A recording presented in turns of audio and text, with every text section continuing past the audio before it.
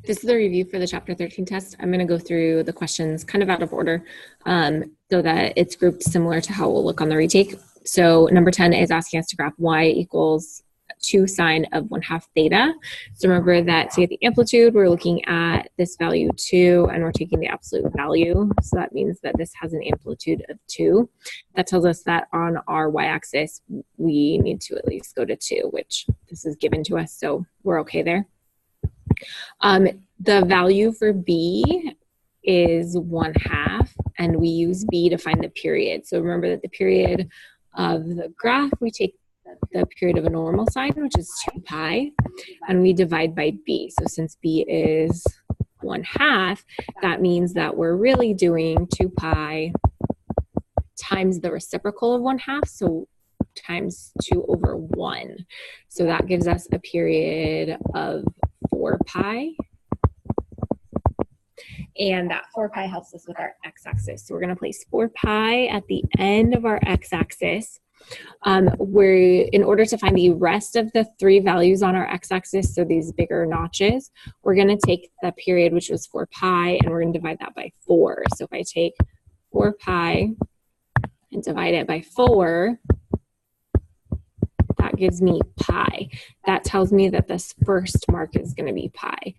So since that's the interval, this is an easy one because I can add pi in my head. So if I have pi here, that means I add pi again to get the next one. So I'm going to add 2 pi and then 3 pi, and that gives me 4 pi.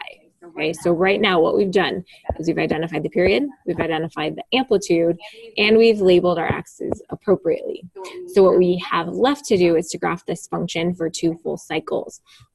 So since it is a sine function, that means that the pattern we're going to follow is 0, A, 0, negative A, 0 for our y coordinates. So since A is 2, that means our first y coordinate, which is always on the y-axis, is at 0. Then at the next point that we marked, which was pi, that's going to have a y coordinate of 2, since A is 2, and then 0, negative A, 0. So connecting these with a curved line is 1 cycle of the sine function. If I need to do it for 2 cycles, that means that I need to repeat the pattern. So we started on the left-hand side. That means that I would start on the left-hand side here. So this would be my 0. Then my A would go here, 0, negative A, and notice it ends up back at 0. So this graph would be 2 complete cycles of y equals 2 sine of 1/2 theta. So what happens in the next problem is I've changed only by adding h and k. So notice that A is still 2 and B is still 1/2. So that means that this graph and this graph are related. This is a translation of the graph from before. So let's talk about that translation first. So the vertical shift is the k value. If I look at this equation, k is 1. That tells me that this is shifting up 1. And then compared to the previous graph, and then if I look at the h value, this tells me that h is pi. That tells me that it's going to the right pi. So remember with h, anything inside parentheses, you change the sign. So minus, you would think that direction is left, but since it's pi, since it's the h value, it's really right. Okay. So what this question is asking me to do is identify the vertical shift and phase shift. So we've done that. Then it's asking us to graph the parent function, which is the graph before the shifts, as a dotted line for 1 cycle. That literally means let's graph the same exact thing that we graphed in the problem before. So I want to copy down my x-axis and my first 5 points that I graphed. So notice it's just 1 cycle. Okay, so 1 cycle. So I'm going to copy down my pi, my 2 pi, my 3 pi, and my 4 pi. And then I'm going to draw in my same 5 points that I had before. So my 0, 2, 0, negative 2, 0. And then it asks me to do that as a dotted line.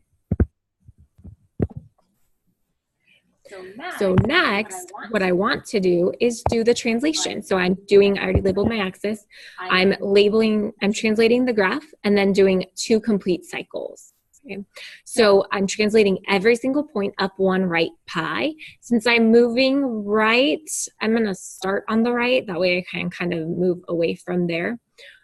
So if I'm moving this last point up 1 right pi, notice pi is 2 marks.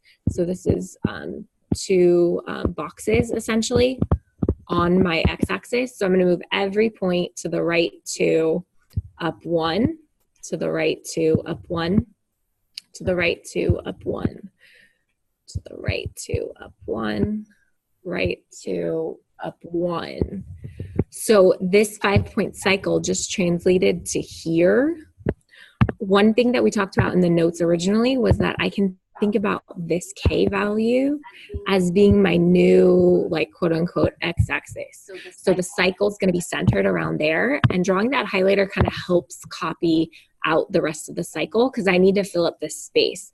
So if my amplitude is 2, notice it's going to go back down, 0, up, 0, down. And so the cycle will continue like that to fill up the space. Okay, so that is questions 10 and then 13 immediately after it because they're related from the review. In the next video, I'll do the cosines, and then after that, I'll do the tangent.